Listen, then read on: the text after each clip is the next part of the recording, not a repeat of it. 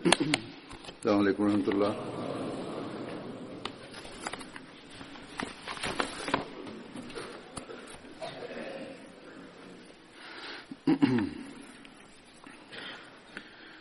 अशहदु अल्ला इलाहा इल्लल्लाह वहदहु ला शरीका लहु وأشهد أن محمدا عبده ورسوله أما بعد فأعوذ بالله من الشيطان الرجيم بسم الله الرحمن الرحيم الحمد لله رب العالمين الرحمن الرحيم مالك يوم الدين إياك نعبد وإياك نستعين اهدنا الصراط المستقيم صراط الذين أنعمت عليهم غير المغضوب عليهم ولا الضالين.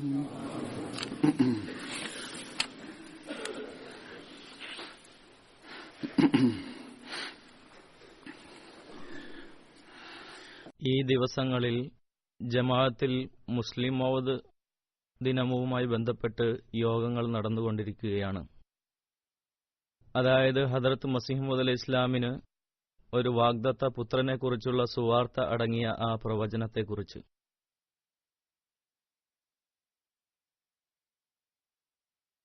അതായത് ആ പുത്രൻ പ്രത്യേകമായ കഴിവുകൾക്കുടമയായിരിക്കും എന്ന് അള്ളാഹു അതിൽ പറഞ്ഞിരുന്നു. അവൻ ദീനിന്റെ സേവകനായിരിക്കും, ദീർഘായുസ് പ്രാപിക്കുന്നതാണ്.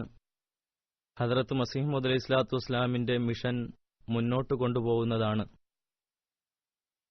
ഈ പ്രവചനം 20 ഫെബ്രുവരി 1886 ഈ പ്രവചനം ഹദരത്ത് മസീഹ് മൗഊദ് അലൈഹി സ്വലാത്തു വസ്സലാമിന്റെ മേൽ അള്ളാഹുവിന്റെ സഹായത്തിന്റെയും അദ്ദേഹത്തിന്റെ സത്യതയുടെയും ഒരു വലിയ അടയാളമാണ്.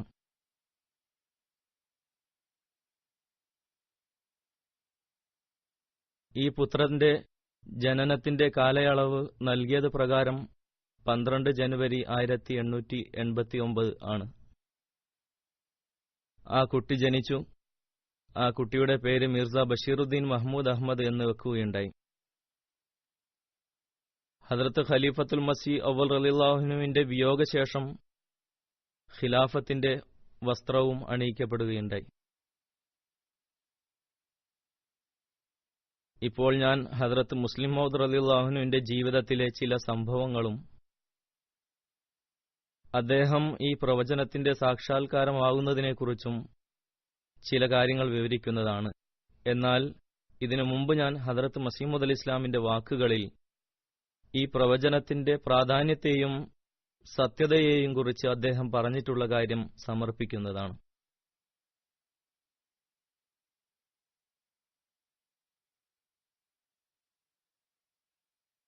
ഈ പ്രവചനം വെറുമൊരു പുത്രന്റെ ജനനവുമായി ബന്ധപ്പെട്ട പ്രവചനമല്ല, മറിച്ച് ആത്മീയമായ ഒരു വിപ്ലവം സംജാതമാക്കാൻ പോകുന്ന മഹനീയ സ്ഥാനത്തിനർഹനായ ഒരു പുത്രനെക്കുറിച്ചുള്ള പ്രവചനമാകുന്നു.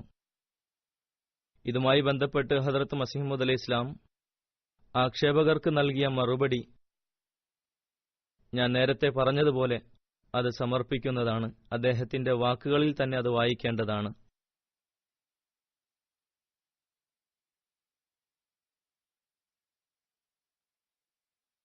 ഹദരത്ത് മസീഹ് മൗഊദ് അലൈഹി സ്വലാത്തു വസ്സലാം പറയുന്നു, കണ്ണുകൾ തുറന്ന് നിങ്ങൾ കണ്ടുകൊള്ളുക. ഇത് വെറുമൊരു പ്രവചനമല്ല, മറിച്ച് മഹത്തരമായ ദൈവിക അടയാളമാകുന്നു. നമ്മുടെ നബി മുഹമ്മദ് മുസ്തഫ സല്ലല്ലാഹു അലൈഹി വസല്ലമിന്റെ സത്യതയും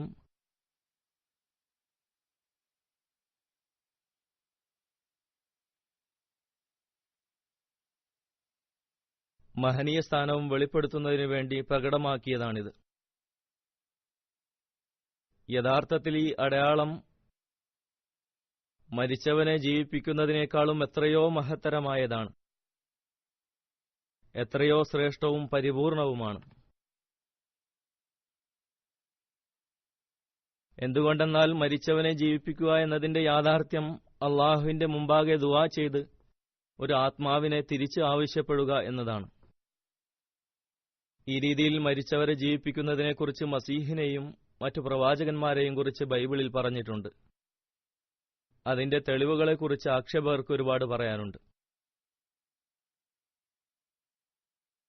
ഇങ്ങനെ ജീവിക്കുന്നവർ കുറച്ചു നിമിഷത്തേക്ക് മാത്രം ജീവിക്കുകയും വീണ്ടും തങ്ങളുടെ സ്നേഹിതരെ ദുഃഖത്തിലാഴ്ത്തിക്കൊണ്ട് ഈ ദുനിയാവ് വിട്ടകലുന്നു. അവർ ഈ ലോകത്തേക്ക് വീണ്ടും വന്നതുകൊണ്ട് ഇവിടെയുള്ളവർക്ക് ഒരു പ്രയോജനവുമുണ്ടായില്ല, അവർക്ക് തന്നെയും ആശ്വാസദായകമായില്ല, അവരുടെ സ്നേഹിതർക്കും യഥാർത്ഥ സന്തോഷം കരസ്ഥമാക്കാൻ ആയില്ല. ആയതിനാൽ ഹദ്റത്ത് മസീഹ് മൗഊദ് ഇസ്ലാമിന്റെ ദുആ മുഖേനയും ഏതെങ്കിലും ആത്മാവ് ഈ ദുനിയാവിലേക്ക് വന്നെങ്കിൽ യഥാർത്ഥത്തിൽ അതിന്റെ വരലും വരാതിരിക്കലും തുല്യമാണ്. അഥവാ ഇനി അങ്ങനെയുള്ള ആത്മാവ് ഒരുപാട് വർഷം ശരീരത്തിൽ നിലനിൽക്കുകയാണെങ്കിൽ തന്നെയും ദുഷ്ടനും ദുനിയാവിനെ സ്നേഹിക്കുന്നവനുമായ അതേപോലെ തന്നെ സാധാരണ ജനങ്ങളിൽപ്പെട്ടവനുമായ ഒരുവനെക്കൊണ്ട് ലോകത്തിന് എന്ത് പ്രയോജനം? എന്നാൽ ഇവിടെ അദ്ദേഹം പ്രവചനത്തെക്കുറിച്ച് പറയുകയാണ്. അതായത് ഇതിനു മുമ്പ് പ്രവാചകന്മാർ മരിച്ചവരെ ജീവിപ്പിച്ചിട്ടുണ്ടെങ്കിൽ അത് താൽക്കാലികം മാത്രമായിരുന്നു, അവർ സാധാരണക്കാരുമായിരുന്നു. എന്നാൽ ഹദ്റത്ത് മസീഹ് മൗഊദ് അലൈഹി ഇസ്ലാം പറയുന്നു, ഇവിടെ അള്ളാഹുവിന്റെ അനുഗ്രഹത്താലും ഹദ്റത്ത് ഖാത്തമുൽ അംബിയ സല്ലല്ലാഹു അലൈഹി വസല്ലമിന്റെ ബർക്കത്ത് കൊണ്ടും അള്ളാഹു ഈ വിനീതന്റെ ദുആ സ്വീകരിച്ചുകൊണ്ടും ആന്തരികവും ബാഹ്യവുമായ എല്ലാ ബർക്കത്തുകളും ഭൂമി മുഴുവനും വ്യാപിക്കുന്ന തരത്തിലുള്ള അനുഗ്രഹീതമായ ആത്മാവ് അയക്കുന്നതാണെന്ന വാഗ്ദാനമാണ് നൽകിയത്. അതുകൊണ്ട് ഈ അടയാളം പ്രത്യക്ഷത്തിൽ മരിച്ചവരെ ജീവിപ്പിക്കുന്നതിന് തുല്യമായി തോന്നുമെങ്കിലും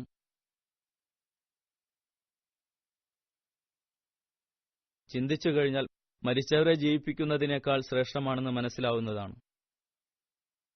മരിച്ചവരുടെയും ആത്മാവ് തിരിച്ചു വരുന്നു. ഇവിടെ ദുആ മുഖേന ഒരു ആത്മാവിനെ കൊണ്ടുവന്നിരിക്കുന്നു. അദ്ദേഹം പറയുന്നു, ഈ കുട്ടിക്ക് വേണ്ടി ചെയ്ത ദുആ മുഖേനയാണ് റൂഹ് കൊണ്ടുവന്നത്.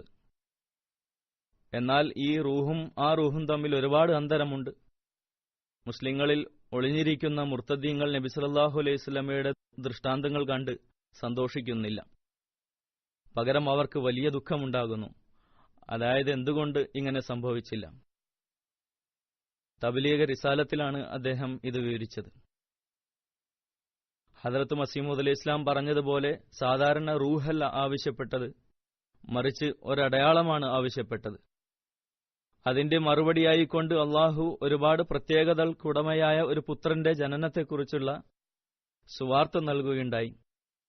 ദീർഘായുസ് പ്രാപിക്കുന്നവനും വലിയ ബുദ്ധിശാലിയും കാര്യജ്ഞനുമായിരിക്കും, പ്രതാപവും ഐശ്വര്യവുമുള്ളവനായിരിക്കും, ജനങ്ങൾ അവനിൽ നിന്നും അനുഗ്രഹം കരസ്ഥമാക്കും, ലൗകികവും ആത്മീയവുമായിട്ടുള്ള വിദ്യകളാൽ അവൻ നിറക്കപ്പെടും, കലാമുള്ള അഥവാ വിശുദ്ധ ഖുർആന്റെ അഗാധമായ ജ്ഞാനം നൽകപ്പെടുന്നതാണ്. അള്ളാഹുവിനാൽ നൽകപ്പെട്ട ജ്ഞാനം മുഖേന അള്ളാഹുവിന്റെ കലാമിന്റെ സ്ഥാനം ലോകത്തിന് മുമ്പാകെ പ്രകടമാക്കുന്ന തരത്തിൽ വിശുദ്ധ ഖുർആന്റെ മഹത്തരമായ രീതിയിൽ സേവനം ചെയ്യുവാനുള്ള തൗഫീക്ക് ലഭിക്കുന്നതാണ്. അവൻ ബന്ധനസ്ഥരുടെ മോചനത്തിന് കാരണമാവുകയും ചെയ്യും.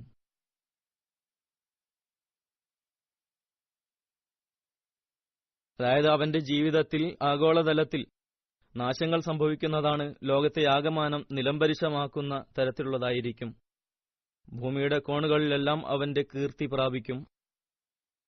ഇനി നമ്മൾ മുസ്ലിം മൗദ് റളിയല്ലാഹുവിന്റെ കാലഘട്ടത്തിലേക്ക് കണ്ണോടിക്കുകയാണെങ്കിൽ ഇത്തരത്തിലുള്ള ആഗോളനാശങ്ങൾ യുദ്ധങ്ങളുടെ രൂപത്തിലും വന്നു.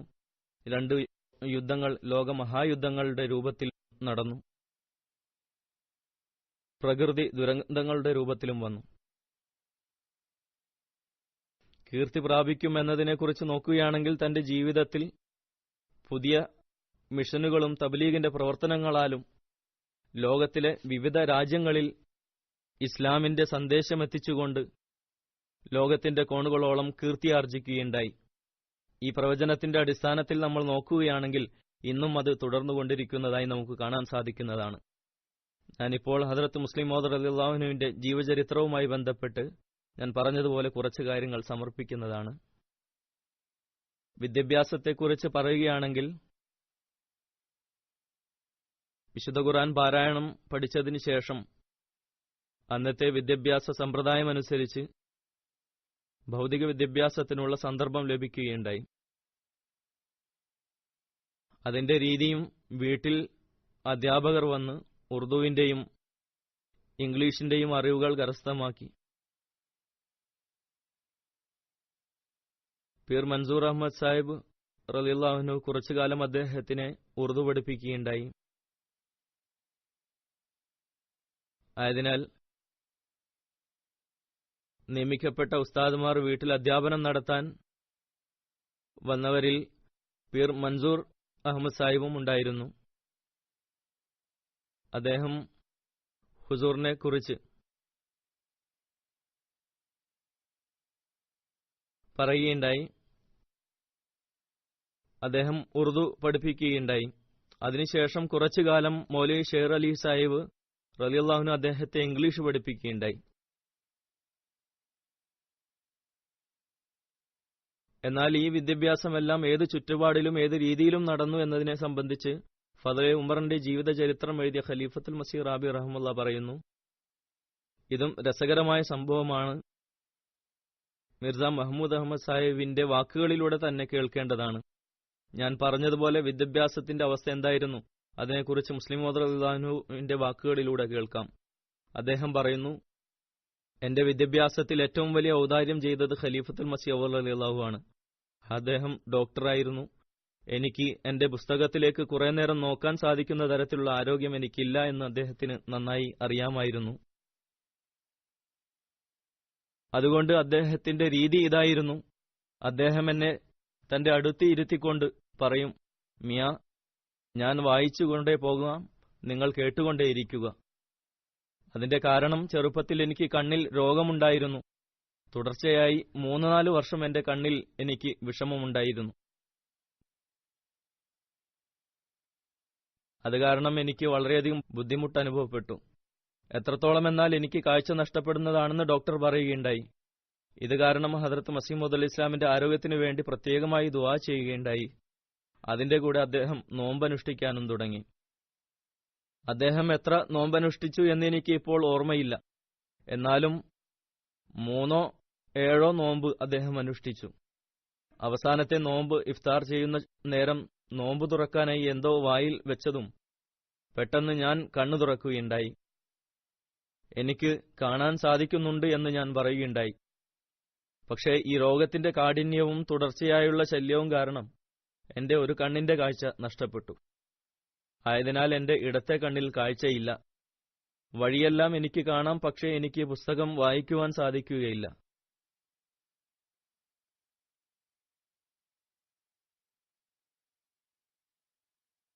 രണ്ടോ 4 അടി ദൂരത്തിൽ എനിക്ക് പരിചയമുള്ള ആരെങ്കിലും ഇരിക്കുകയാണെങ്കിൽ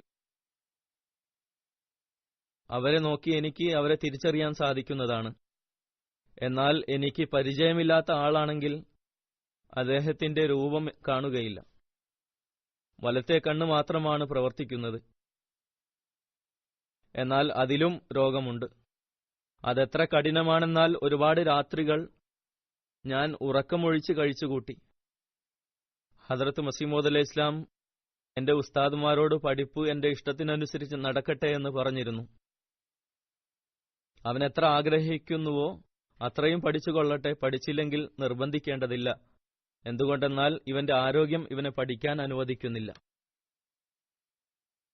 ഹദരത്ത് മസീമൂദ് അലൈഹി സ്വലാം എന്നോട് വീണ്ടും വീണ്ടും ഇതുമാത്രമാണ് പറഞ്ഞിട്ടുള്ളത്, അതായത് ഖുർആന്റെ തർജ്ജമയും ബുഖാരിയും ഹദരത്ത് മൗലവി സാഹിബിൽ നിന്നും പഠിച്ചുകൊള്ളുക.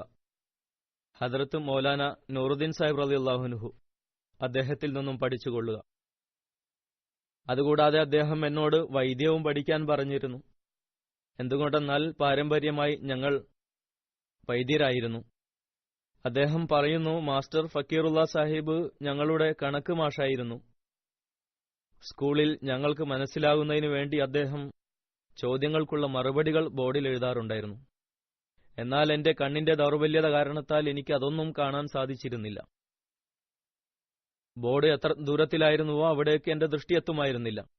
അത് മാത്രമല്ല, ഒരുപാട് നേരം എനിക്ക് ബോർഡിലേക്ക് നോക്കിയിരിക്കുവാനും സാധിക്കുമായിരുന്നില്ല.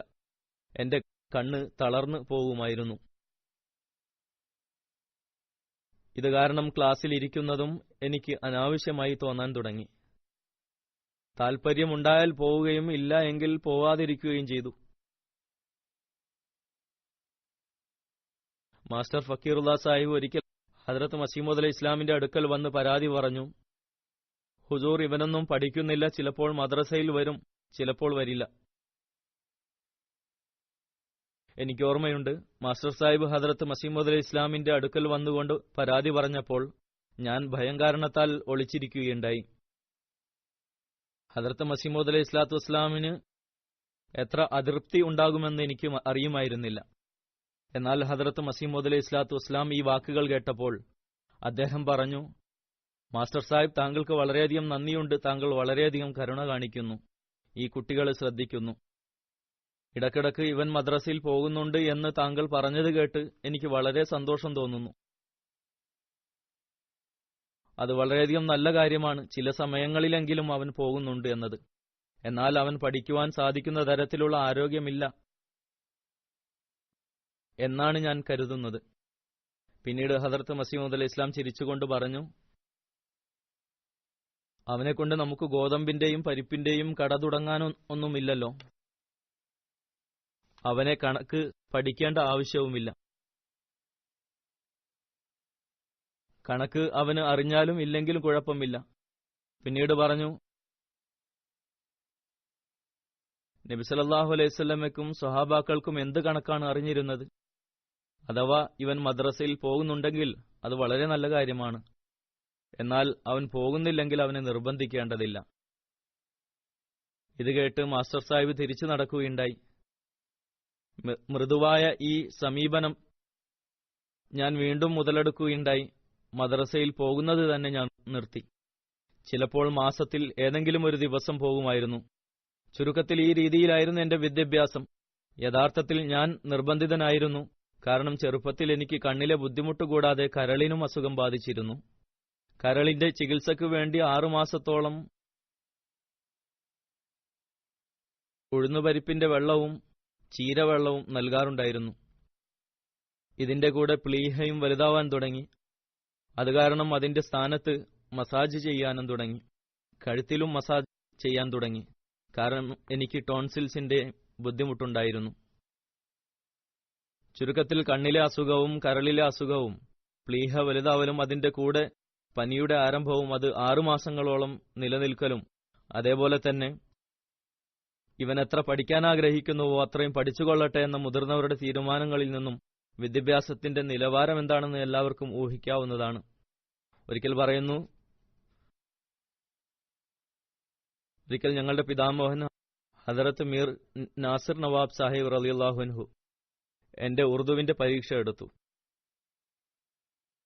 ഹദരത്ത് മുസ്ലിം റളിയല്ലാഹു അൻഹു എഴുതുന്നു, ഞാൻ ഇപ്പോഴും മോശമായിട്ടാണ് എഴുതുന്നത്. അതായത് എന്റെ കൈയക്ഷരം നല്ലതായിരുന്നില്ല, വളരെ മോശമാണ്. എന്നാൽ ആ കാലത്ത് എത്രത്തോളം മോശമായിരുന്നു എന്നാൽ ഞാൻ എഴുതിയത് എന്താണെന്ന് വായിക്കുവാൻ സാധിക്കുമായിരുന്നില്ല. അദ്ദേഹം വളരെയധികം പരിശ്രമിച്ചു ഞാൻ എന്താണ് എഴുതിയതെന്നും മനസ്സിലാക്കാൻ. എന്നാൽ അദ്ദേഹത്തിന് ഒന്നും മനസ്സിലായില്ല. അദ്ദേഹം എഴുതുന്നു, എന്റെ മക്കളിൽ പലരുടെയും കൈയക്ഷരം എന്നെക്കാളും നല്ലതാണ്.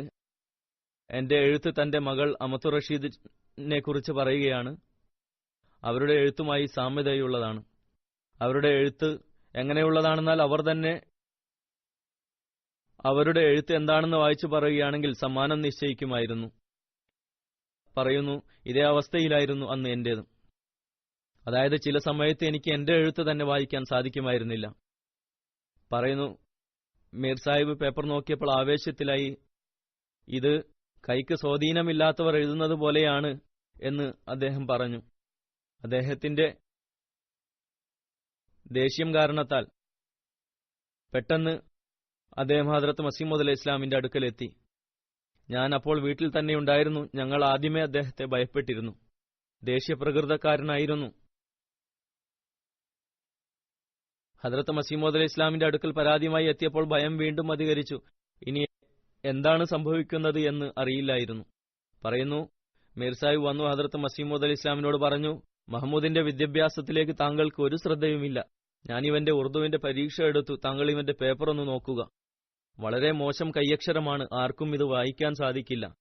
ഇതേ ആവേശത്തിൽ അദ്ദേഹം ഹദ്രത്ത് മസീഹ് മൗഊദ് അലൈഹി ഇസ്ലാമിനോട് പറഞ്ഞു, താങ്കൾ ഒരു ശ്രദ്ധയും കാണിക്കുന്നില്ല.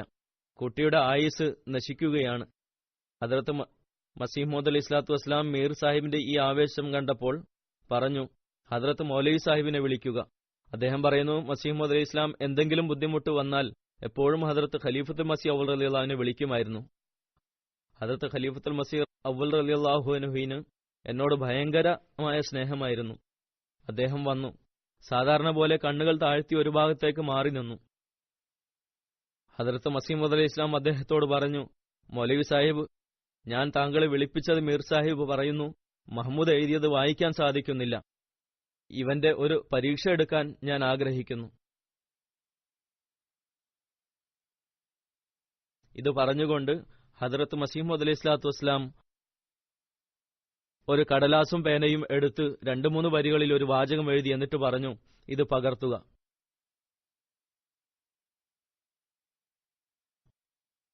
ഹദ്രത്ത് മുസ്ലിം മൗഊദ് റളിയല്ലാഹു അൻഹു പറയുന്നു, ഈ പരീക്ഷയായിരുന്നു ഹദ്രത്ത് മസീഹ് മൗഊദ് അലൈഹി ഇസ്ലാം എടുത്തത്.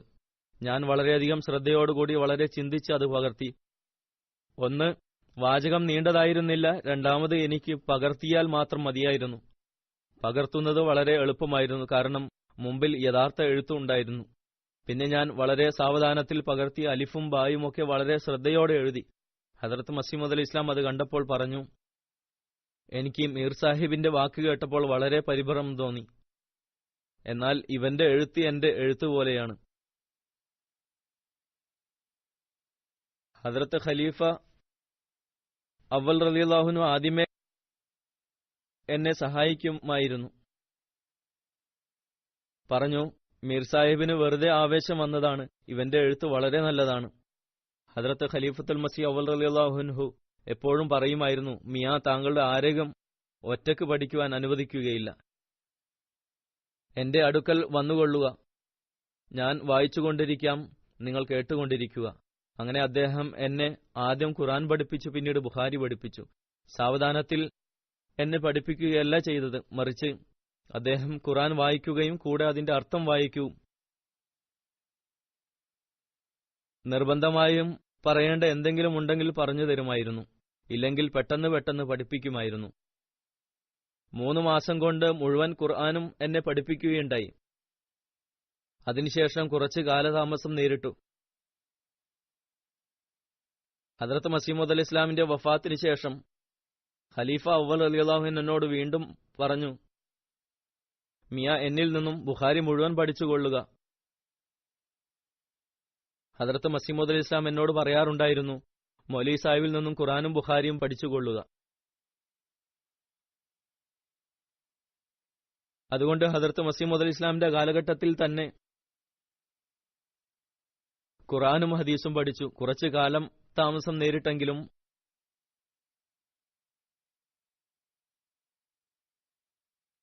അതേപോലെ ഹദ്രത്ത് മസീഹ് മൗഊദ് അലൈഹി ഇസ്ലാമിന്റെ നിർദ്ദേശപ്രകാരം ഞാൻ വൈദ്യവും പഠിക്കുകയുണ്ടായി.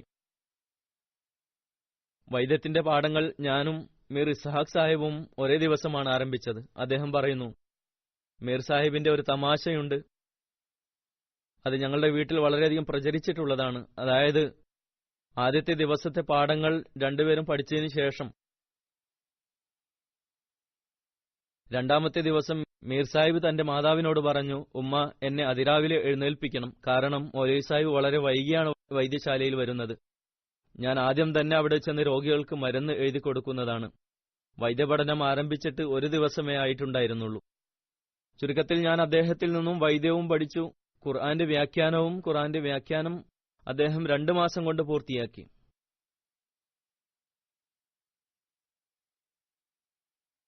അദ്ദേഹം എന്നെ അദ്ദേഹത്തിന്റെ അടുക്കലിരുത്തി ചിലപ്പോൾ 1 ജുസ് അല്ലെങ്കിൽ ചിലപ്പോൾ അര ജുസോ കേൾപ്പിക്കുകയും ചില ആയത്തുകളുടെ തഫ്സീറും കേൾപ്പിക്കുമായിരുന്നു.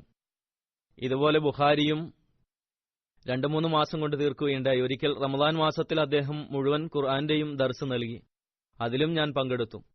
ചില അറബി പുസ്തകങ്ങളും എനിക്ക് അദ്ദേഹത്തിൽ നിന്നും പഠിക്കാൻ സാധിച്ചു. ഇതായിരുന്നു എന്റെ അറിവിന്റെ നിലവാരം.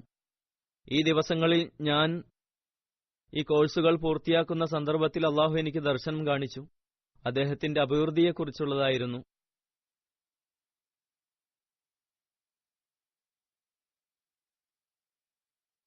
അതായത് ഹദ്രത്ത് മുസ്ലിം മൗദ് റളിയല്ലാഹു അൻഹുവിന്റെ അഭിവൃദ്ധിയെക്കുറിച്ചുള്ളതായിരുന്നു.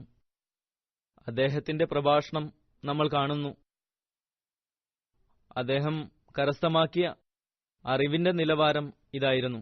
എന്നാൽ പ്രഭാഷണങ്ങൾ, ഖുതുബകൾ, ഗ്രന്ഥങ്ങൾ, ഖുർആന്റെ തഫ്സീറുകൾ അള്ളാഹുവാണ് പഠിപ്പിച്ചത് എന്നതിന്റെ സാക്ഷ്യങ്ങളാണ്. തീർച്ചയായും ഇത് വലിയ തെളിവാണ്, പ്രവചനത്തിന്റെ സത്യതയ്ക്കുള്ള തെളിവാണ്. ഹദ്രത്ത് മസീഹ് മൗഊദ് ഇസ്ലാമിന്റെ കാലഘട്ടത്തിൽ 1906 ജൽസ സാലാനയിൽ അദ്ദേഹം ആദ്യത്തെ പൊതുപ്രഭാഷണം നടത്തി.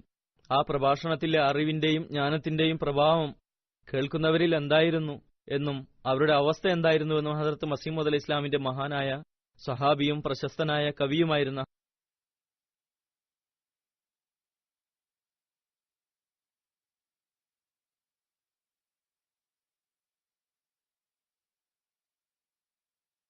ഹദ്രത്ത് ഖാലി മുഹമ്മദ് ലുഹൂറുദ്ദീൻ അക്മൽ സാഹിബിന്റെ വാക്കുകളിൽ നിന്ന് വ്യക്തമാകുന്നു. അദ്ദേഹം പറയുന്നു,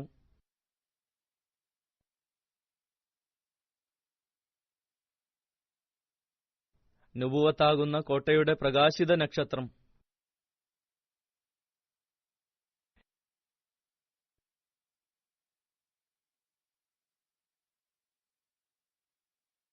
റിസാലത്തിന്റെ കൊടുമുടിയിലെ തിളക്കമാർന്ന മുത്തുമായ മഹ്മൂദ് ഷിർക്കിനെക്കുറിച്ച് പ്രസംഗിക്കുവാൻ എഴുന്നേറ്റ് നിന്നപ്പോൾ ഞാൻ അദ്ദേഹത്തിന്റെ പ്രഭാഷണം വളരെയധികം ശ്രദ്ധയോടുകൂടി കേൾക്കാൻ തുടങ്ങി. എന്ത് പറയാനാണ്,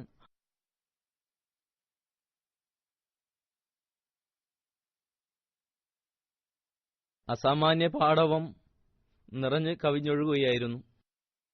തീർച്ചയായും ഇത്ര ചെറുപ്രായത്തിൽ സുദൃഢമായ ചിന്താഗതി അത്ഭുത ദൃഷ്ടാന്തം തന്നെയാണ്. എന്റെ അഭിപ്രായത്തിൽ ഇതും ഹദ്രത്ത് മസീഹ് മൗഊദ് ഇസ്ലാമിന്റെ സത്യതയ്ക്കുള്ള തെളിവാണ്.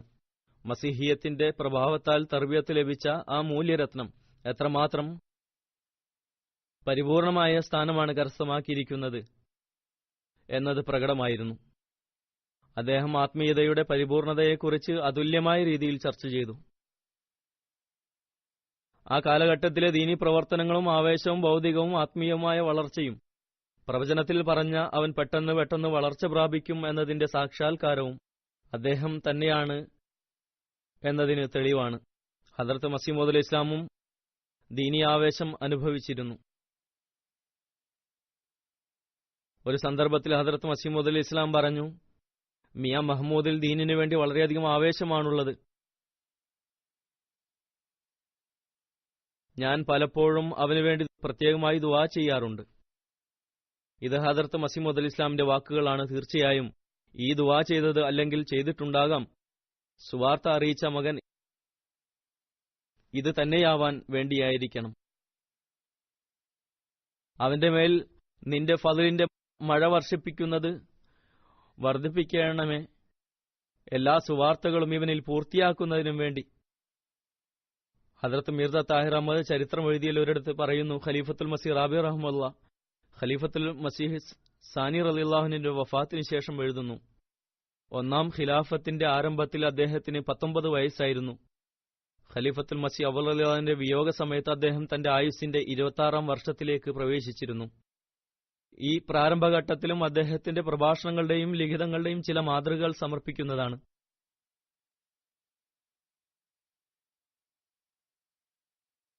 അദ്ദേഹത്തിന്റെ ചിന്തകളിൽ മുതിർന്ന ഒരു ചിന്തകന്റെ അത്ര ദൃഢത കൈവന്നിരുന്നു. അദ്ദേഹത്തിന്റെ വാക്കുകളിലുള്ള പ്രഭാവവും വശ്യതയും നിഷ്കളങ്കതയും വിനയാനിതവുമായിരുന്നു.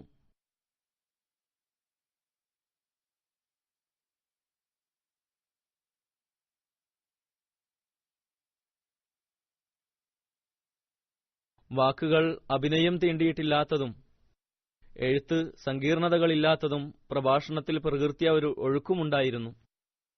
ലിഖിതങ്ങൾ സമാധാനത്തോട് ഒഴുകുന്ന പുഴ പോലെയും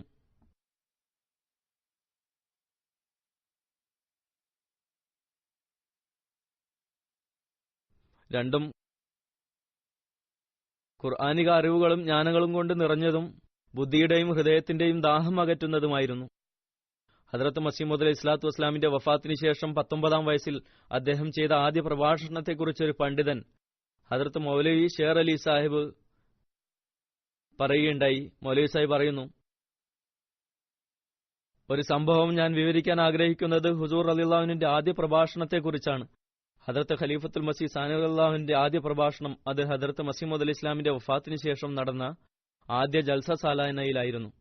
ഈ ജൽസ മദ്രസ അഹമ്മദിയുടെ മുറ്റത്ത് വെച്ച് നടന്നു. ഖലീഫ അവൽ ഹുസൂറിന്റെ വലത് ഭാഗത്ത് ഉപവിഷ്ടനായിരുന്നു. സ്റ്റേജിന്റെ ദിശ വടക്ക് ഭാഗത്തേക്കായിരുന്നു. ഈ പ്രഭാഷണത്തെക്കുറിച്ച് ശ്രദ്ധേയമായ 2 കാര്യങ്ങളാണ് മൗലവി ഷേർ അലി സാഹിബ് എഴുതുന്നു.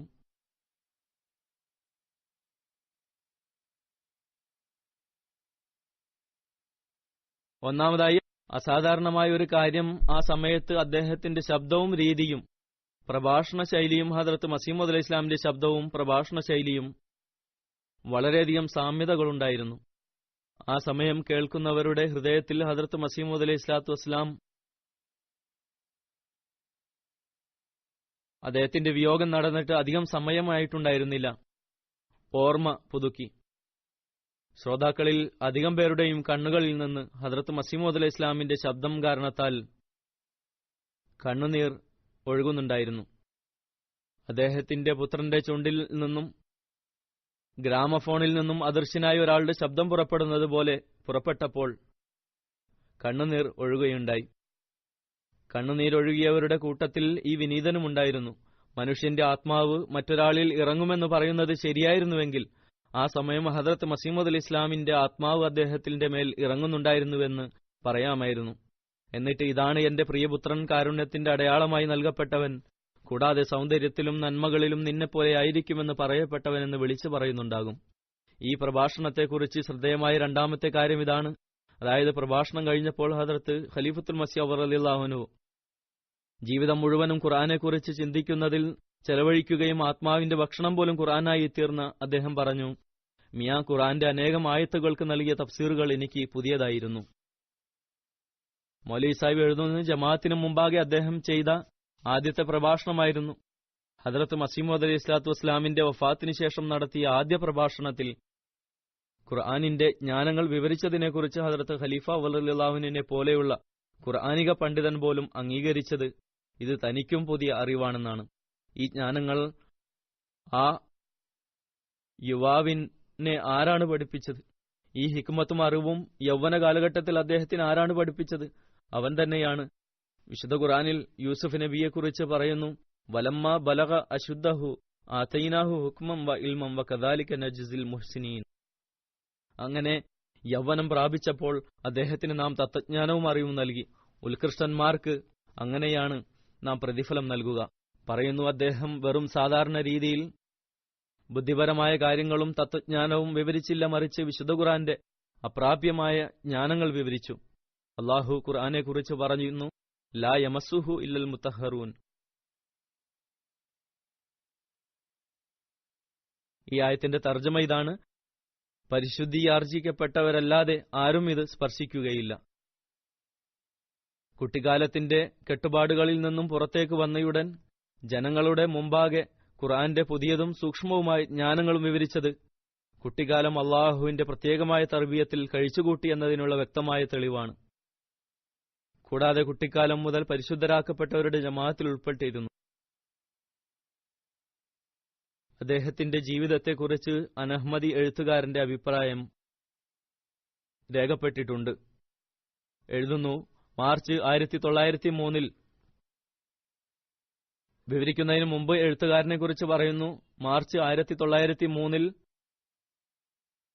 ഒരു അനഹ്മദി എഴുത്തുകാരൻ മുഹമ്മദ് അസ്ലം സാഹിബ് അമൃത്സറിൽ നിന്നും കാദ്യാനിൽ വന്നു.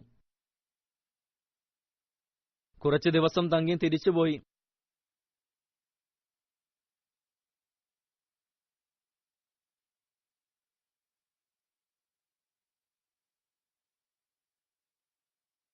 അദ്ദേഹം വളരെ അടുത്തുനിന്ന് ജമാഅത്തിനെ കുറിച്ച് പഠിച്ചതിന് ശേഷം വിശദമായി തന്റെ അഭിപ്രായം രേഖപ്പെടുത്തി.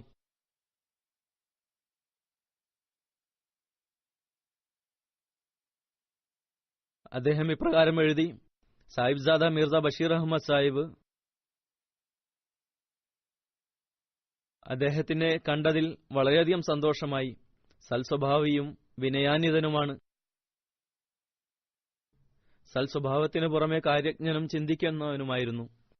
ഇതിനെല്ലാം പുറമെ ഖലീഫ സാനി റളിയല്ലാഹുവിനും അദ്ദേഹവും തമ്മിൽ, ഇത് ഖിലാഫത്തിന് മുമ്പുള്ള സംഭവമാണ്, ഖലീഫത്തുൽ മസീഹ് അവ്വൽ റളിയല്ലാഹുവിന്റെ കാലഘട്ടത്തിൽ 1913 കാര്യമാണ്. ഇന്ത്യയുടെ ഭാവിയെക്കുറിച്ച്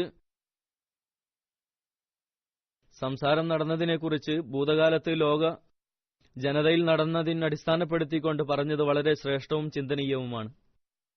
പിന്നീട് എഴുതുന്നു, എന്നോട് സാഹിബ്സാദ സാഹിബ് വളരെ ബഹുമാനത്തോടെ വിനയാന്വിതനായിക്കൊണ്ട് ഒരാഴ്ച കാദ്യാനിൽ താമസിക്കുവാൻ പറയുകയുണ്ടായി. എന്നാൽ പല കാരണങ്ങളാലും അദ്ദേഹത്തിന്റെ നിർദ്ദേശം പാലിക്കാൻ എനിക്ക് സാധ്യമായില്ല. എങ്കിലും ഞാൻ സാഹിബ്സാദ സാഹിബിന്റെ ഉന്നതമായ കാഴ്ചപ്പാടിനും കാരുണ്യത്തിനും വളരെയധികം നന്ദി രേഖപ്പെടുത്തുന്നു. സാഹിബ്സാദ സാഹിബിന്റെ തഖ്വയും വിശാലമായ ചിന്താഗതിയും വിനയവും എപ്പോഴും ഓർമ്മയിൽ വരുന്നതാണ്. അദ്ദേഹത്തിന്റെ ആരാധനയുടെ അവസ്ഥ എന്തായിരുന്നു? ഇതിനെക്കുറിച്ച് ഹദ്റത്ത് മുഫ്തി മുഹമ്മദ് സാദിഖ് സാഹിബ് റളിയല്ലാഹു അൻഹു കുട്ടിക്കാലത്തെ ഉസ്താദുമാരിലും അദ്ദേഹം ഉൾപ്പെട്ടിരുന്നു. തന്റെ അഭിപ്രായം ഈ വാക്കുകളിൽ വിവരിക്കുന്നു. പറയുന്നു, ഈ വിനീതൻ ഹദ്റത്ത് മസീഹ് മൗഊദ് അലൈഹി സ്വലാത്തു വസ്സലാമിന്റെ ബയ്യത്ത് 1890 ചെയ്തിരുന്നു. അന്നു മുതൽ വന്നും പോയും കൊണ്ടിരുന്നു. ഞാൻ ഹദ്റത്ത് മിർസ ബഷീറുദ്ദീൻ മഹ്മൂദ് അഹമ്മദ് റളിയല്ലാഹുവിനെ അദ്ദേഹത്തിന്റെ ചെറുപ്പം മുതൽ കാണുന്നതാണ്. എപ്രകാരം അദ്ദേഹം വളരെയധികം ലജ്ജയോടും സൽസ്വഭാവത്തോടും സത്യസന്ധതയോടും ദീനിനു വേണ്ടിയുള്ള എത്രമാത്രം ശ്രദ്ധയുമാണ്. ഹദ്റത്ത് മസീഹ് മൗഊദ് അലൈഹി സ്വലാത്തു വസ്സലാമിന്റെ ദീനീ പ്രവർത്തനങ്ങളിൽ ചെറുപ്പത്തിൽ തന്നെ വലിയ ഇഷ്ടമായിരുന്നു. നമസ്കാരത്തിൽ അധികവും ഹദ്റത്ത് മസീഹ് മൗഊദ് അലൈഹി സ്വലാമിന്റെ കൂടെ ജാമിഅ മസ്ജിദിൽ പോവുകയും ഖുതുബകൾ കേൾക്കുകയും ചെയ്യുമായിരുന്നു. ഒരിക്കൽ പറയുന്നു, ഒരിക്കൽ എനിക്ക് ഓർമ്മയുണ്ട്, ഹുസൂർ റളിയല്ലാഹു അൻഹു അദ്ദേഹത്തിന് 10 വയസ്സുള്ളപ്പോൾ അദ്ദേഹം മസീഹ് മൗഊദ് അലൈഹി സ്വലാമിന്റെ കൂടെ അക്സയിൽ നമസ്കാരത്തിലായിരുന്നു. സുജൂദിൽ ഒരുപാട് കരയുന്നുണ്ടായിരുന്നു. ചെറുപ്പം മുതൽ പ്രകൃതത്തിൽ അള്ളാഹുവിനോടും അവന്റെ മുർസലീങ്ങളോടും പ്രത്യേകമായ സ്നേഹബന്ധമായിരുന്നു ഉണ്ടായിരുന്നത്. പിന്നീട് ഒരു സംഭവം കൂടിയുണ്ട്.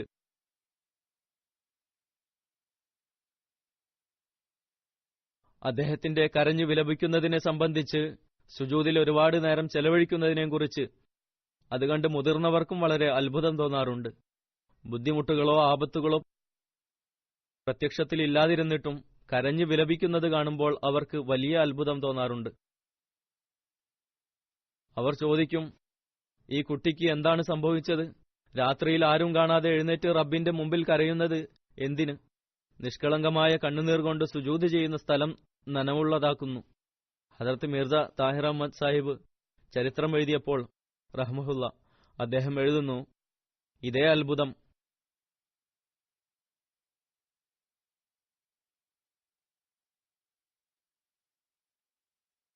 ഷെയ്ഖ് ഗുലാം മുഹമ്മദ് സാഹിബ് വായിസിന്റെ ഹൃദയത്തിലുമുണ്ടായി.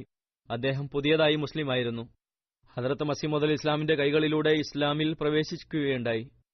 നിഷ്കളങ്കതയിലും വിശ്വാസത്തിലും എത്രത്തോളം ഉയർന്നുവെന്നാൽ വലിയ ആബിദും സച്ചരിതനും കശ്ഫും ഇൽഹാമുണ്ടാകുന്ന മഹാത്മാക്കളിൽ ഇദ്ദേഹം ഉൾപ്പെടുന്നു. അദ്ദേഹം പറയാറുണ്ടായിരുന്നു, ഷെയ്ഖ് ഗുലാം മുഹമ്മദ് സാഹിബ്, അതായത് ഒരിക്കൽ ഞാൻ ഇന്നത്തെ രാത്രി മസ്ജിദ് മുബാറക്കിൽ കഴിച്ചുകൂട്ടുന്നതാണെന്ന് തീരുമാനിച്ചു. ഏകാന്തതയിൽ എന്റെ നാഥനോട് എനിക്ക് ഇഷ്ടമുള്ളതെല്ലാം ആവശ്യപ്പെടുന്നതാണ്. പറയുന്നു, ഞാൻ പള്ളിയിൽ എത്തിയപ്പോൾ എന്താണ് കാണുന്നത്? ഒരു വ്യക്തി സുജൂദിൽ കിടക്കുകയാണ്, ഉച്ചത്തിൽ ദുആ ചെയ്യുകയാണ്. അദ്ദേഹത്തിന്റെ ഈ ശബ്ദത്താൽ എനിക്ക് നമസ്കരിക്കുവാനും പറ്റിയില്ല. ആ വ്യക്തിയുടെ ദുആയുടെ പ്രഭാവം എന്നിലുമുണ്ടായി. ഞാനും ദുആയിൽ മുഴുകിക്കൊണ്ട് ഇപ്രകാരം ദുആ ചെയ്തു: അല്ലാഹുവേ, ഈ വ്യക്തി നിന്റെ സവിധത്തിൽ നിന്ന് എന്താണോ ആവശ്യപ്പെടുന്നത് അത് ആ വ്യക്തിക്ക് നൽകണമേ.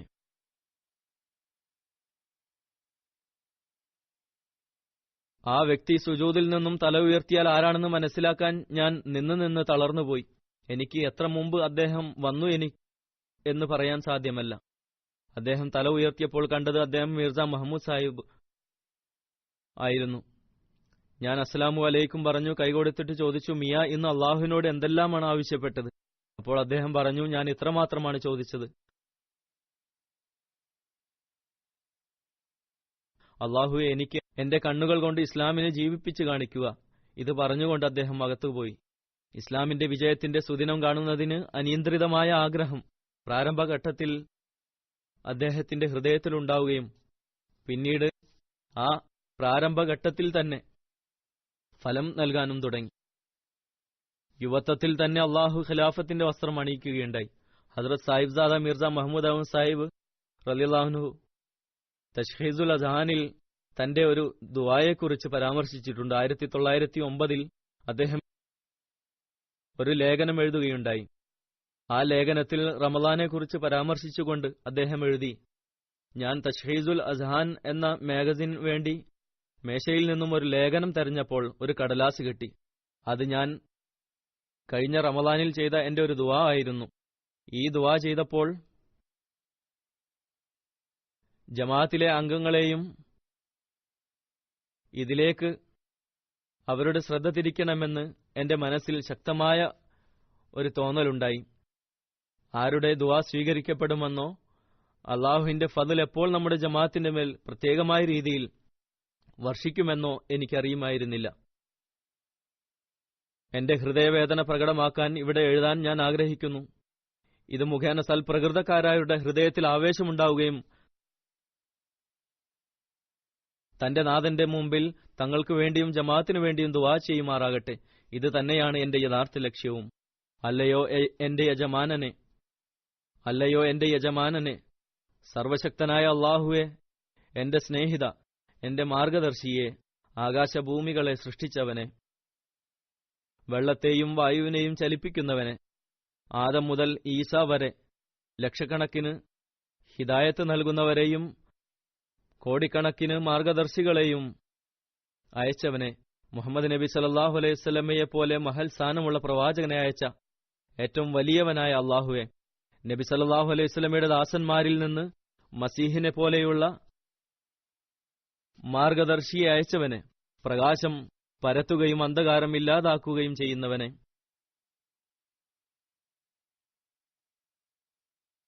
നിന്റെ സവിധത്തിൽ തീർച്ചയായും നിന്ദിതനായ ദാസൻ കുനിയുകയും വിനയാന്വിതനാവുകയും ചെയ്യുന്നു.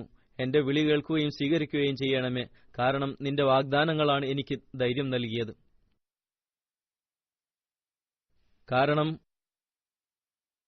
നിന്റെ വാഗ്ദാനങ്ങളാണ് നിന്റെ മുമ്പിൽ ചില കാര്യങ്ങൾ പറയാൻ എനിക്ക് ധൈര്യം നൽകിയത്. ഞാൻ ഒന്നുമല്ലായിരുന്നു, നീയാണ് എന്നെ ഉണ്ടാക്കിയത്. ഞാൻ അസ്തിത്വമില്ലാതായിരുന്നപ്പോൾ നീ എനിക്ക് അസ്തിത്വം നൽകി. എന്റെ പരിപാലനത്തിനായി പ്രകൃതി മൂലകങ്ങളെ സൃഷ്ടിച്ചു.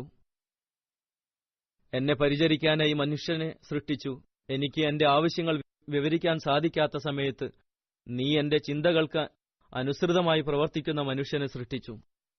പിന്നീട് എനിക്ക് അഭിവൃദ്ധി നൽകി എന്റെ റിസ്ക് വിശാലമാക്കി.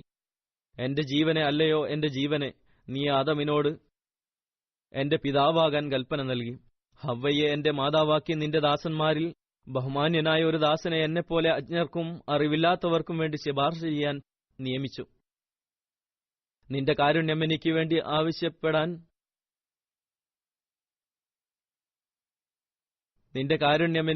ആവശ്യപ്പെടാൻ ഞാൻ തെറ്റ് ചെയ്തു, എന്നാൽ നീ അത് മറച്ചുവെച്ചു. ഞാൻ കുറ്റം ചെയ്തു, പക്ഷേ നീ അത് മൂടിവെച്ചു. എല്ലാ ബുദ്ധിമുട്ടിലും വിഷമതകളിലും എന്റെ കൂടെ നിന്നു. എന്റെ മേൽ ആപത്തുകൾ വന്നപ്പോൾ നീ എന്നെ സഹായിച്ചു. ഞാൻ നേർമാർഗത്തിൽ നിന്ന് വ്യതിചലിക്കുവാൻ പോയപ്പോൾ നീ എന്റെ കൈപിടിച്ചു. എന്റെ ചാഞ്ചല്യങ്ങളിൽ നീ കണ്ണടച്ചു. ഞാൻ നിന്നിൽ നിന്നും ദൂരെ ആയിട്ടും നീ എന്റെ കൂടെ നിന്നു.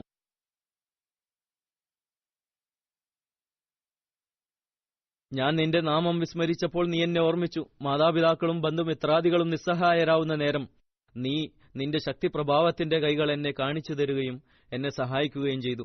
ഞാൻ ദുഃഖിതനായപ്പോൾ നീ എന്നെ സന്തോഷിപ്പിച്ചു. ഞാൻ നിരാശനായപ്പോൾ നീ എന്നെ സമാധാനിപ്പിച്ചു. ഞാൻ കരഞ്ഞപ്പോൾ നീ എന്നെ ചിരിപ്പിച്ചു. നീ എന്നോട് വാഗ്ദാനങ്ങൾ ചെയ്യുകയും പൂർത്തീകരിക്കുകയും ചെയ്തു. നീ ചെയ്തിട്ടുള്ള വാഗ്ദാനങ്ങൾ ഒരിക്കലും പൂർത്തീകരിക്കാതിരുന്നിട്ടില്ല. ഞാനും നിന്നോട് വാഗ്ദാനങ്ങൾ ചെയ്തു, എന്നാൽ ലംഘിച്ചു. നീ അത് കാര്യമാക്കിയില്ല. എന്നെക്കാളും വലിയ പാപി ഉണ്ടെന്നും ഉണ്ടാകുമെന്നും ഞാൻ കരുതുന്നില്ല. എന്നെപ്പോലെ കാരുണ്യത്തിന് അർഹനായ പാപിയും ഉണ്ടെന്ന് ഞാൻ കരുതുന്നില്ല. നിന്നോളം ഭക്തവത്സലനായവനെ എന്റെ സങ്കല്പത്തിൽ പോലും എനിക്ക് സങ്കല്പിക്കുവാൻ പോലും ആവില്ല. അള്ളാഹുവിനോട് പറയുകയാണ്, നിന്നോളം ഭക്തവത്സലനായവനെ എനിക്ക് ചിന്തിക്കുവാൻ പോലും സാധിക്കുന്നില്ല. ഞാൻ നിന്റെ മുമ്പിൽ വന്ന് കരഞ്ഞു വിലപിച്ചപ്പോൾ എന്റെ ശബ്ദം കേൾക്കുകയും സ്വീകരിക്കുകയും ചെയ്തു. വിലപിച്ചുകൊണ്ടുള്ള എന്റെ ദുആകൾ സ്വീകരിക്കപ്പെടാത്തതായി എനിക്കറിവില്ല. അള്ളാഹുവെ, ഹൃദയവേദനയാലും സത്യമായ ആവേശത്താലും ഞാൻ നിന്റെ മുമ്പാകെ വീണ്ടും വീണുകൊണ്ട് സുജൂദ് ചെയ്തുകൊണ്ട് പറയുകയാണ്, നീ എന്റെ ദുആകൾ കേൾക്കുകയും എന്റെ അർത്ഥനകൾ കേൾക്കുകയും ചെയ്യണമേ. പരിശുദ്ധനായ അള്ളാഹു, എന്റെ ജനത നശിച്ചുകൊണ്ടിരിക്കുകയാണ്. നാശത്തിൽ നിന്ന് രക്ഷിച്ചാലും ഹൃദയവും നെഞ്ചകവും വൃത്തിയില്ലാതെ അഹ്മദികൾ എന്ന് വിളിക്കപ്പെട്ടവരുമായി എനിക്ക് എന്ത് ബന്ധം? നിന്റെ സ്നേഹത്തിൽ അവർ ലയിക്കുന്നില്ലെങ്കിൽ അവരുമായി എനിക്ക് എന്ത് ബന്ധം? അതുകൊണ്ട് അള്ളാഹുവെ, റഹ്മാനിയത്തിന്റെയും റഹീമിയത്തിന്റെയും പ്രകടനങ്ങൾ അധികരിപ്പിക്കണമേ. എന്നിട്ട് അവരെ പരിശുദ്ധരാക്കണമേ. സഹാബാക്കളെ പോലെയുള്ള ആവേശം അവരിൽ സംജാതമാക്കണമേ. നിന്റെ ദീനിനു വേണ്ടി അസ്വസ്ഥരാകുന്നവരാകണമേ. അവരുടെ പ്രവർത്തനങ്ങൾ അവരുടെ വാക്കുകളേക്കാൾ ഉത്തമമാകണമേ. അവർ നിന്റെ ഇഷ്ടപ്പെട്ട മുഖത്തിനു മുമ്പിൽ ത്യാഗം വരിക്കുന്നവരാകണമേ. നബി സല്ലല്ലാഹു അലൈഹി വസല്ലമയെ അഗാധമായി സ്നേഹിക്കുന്നവരാകണമേ. നിന്റെ മസീഹിന്റെ ദുആകൾ അവരുടെ മേൽ പൂർത്തീകരിക്കണമേ. അദ്ദേഹത്തിന്റെ പരിശുദ്ധവും സത്യവുമായ അധ്യാപനങ്ങൾ അവരുടെ ഹൃദയത്തിൽ രൂഢമൂലമാക്കണമേ. അള്ളാഹു, എന്റെ ജനതയെ എല്ലാ പരീക്ഷണങ്ങളിൽ നിന്നും വിഷമതകളിൽ നിന്നും രക്ഷിക്കണമേ. പലതരത്തിലുള്ള മുസീബത്തുകളിൽ നിന്നും അവരെ രക്ഷിക്കണമേ. അവരിൽ നിന്ന് വലിയ വലിയ മഹാത്മാക്കളെ സൃഷ്ടിക്കണമേ. നീ ഇഷ്ടപ്പെടുന്ന ഒരു ജനതയായി ഇവർ മാറണമേ. നീ നിനക്ക് വേണ്ടി പ്രത്യേകപ്പെടുത്തിയ ഒരു സമൂഹമായി ഇവരെ മാറ്റണമേ. ശൈത്താന്റെ പിടിയിൽ നിന്ന് ഇവർ സുരക്ഷിതരാവുകയും എല്ലായ്പ്പോഴും ഇവരുടെ മേൽ മലക്കുകൾ ഇറങ്ങുകയും ചെയ്യണമേ. ദീനിലും ദുനിയാവിലും അവരെ അനുഗ്രഹിക്കണമേ. ആമീൻ സും ആമീൻ യാ റബ്ബൽ ആലമീൻ. ഞാൻ പറഞ്ഞതുപോലെ ഈ ദുആ 1909 ഖിലാഫത്തിന്റെ സമയത്ത് 20 വയസ്സായിരുന്നു. ആ സമയത്ത് ദീനിനു വേണ്ടിയും സമൂഹത്തിനു വേണ്ടിയും ഹൃദയത്തിൽ ഒരു വേദനയായിരുന്നു. അള്ളാഹു അദ്ദേഹത്തിന്റെ മേൽ 1000 റഹ്മത്തുകൾ വർഷിക്കുമാറാകട്ടെ. നബി സല്ലല്ലാഹു അലൈഹി വസല്ലമയുടെ ദീൻ പ്രചരിപ്പിക്കുന്നതിനും അദ്ദേഹത്തിന്റെ സത്യവാനായ ദാസനെയും മസീഹും മഹദിയുടെയും ലക്ഷ്യങ്ങൾ പൂർത്തീകരിക്കുന്നതിന് രാത്രി പകലും ഒന്നാക്കിക്കൊണ്ട് തന്റെ വാഗ്ദാനങ്ങൾ പൂർത്തീകരിച്ചുകൊണ്ട് അള്ളാഹുവിന്റെ സന്നിധിയിൽ ഹാജരായി. അള്ളാഹു നമുക്ക് അദ്ദേഹത്തിന്റെ വേദനാ നിർഭരമായ ഈ ദുആ മനസ്സിലാക്കാനും ചെയ്യാനും അഹമ്മദിയായതിന്റെ ലക്ഷ്യം പൂർത്തീകരിക്കാനും തൗഫീഖ് നൽകി അനുഗ്രഹിക്കുമാറാകട്ടെ.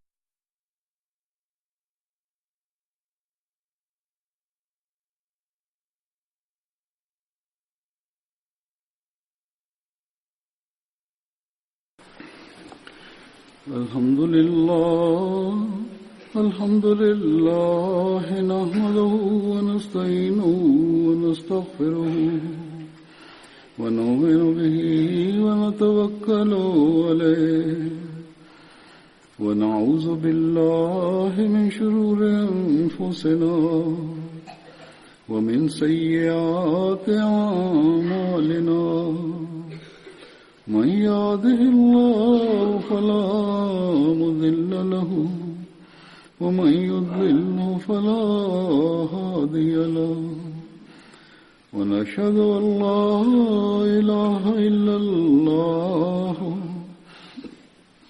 ونشهد أن محمدا عبده ورسوله عباد الله رحمكم الله إن الله يأمر بالعدل والإحسان وإيتاء ذي القربى القربى وينهى عن الفحشاء والمنكر والبغي يعظكم لعلكم تذكرون اذكروا الله يذكركم وادعوه يستجب لكم ولذكر الله أكبر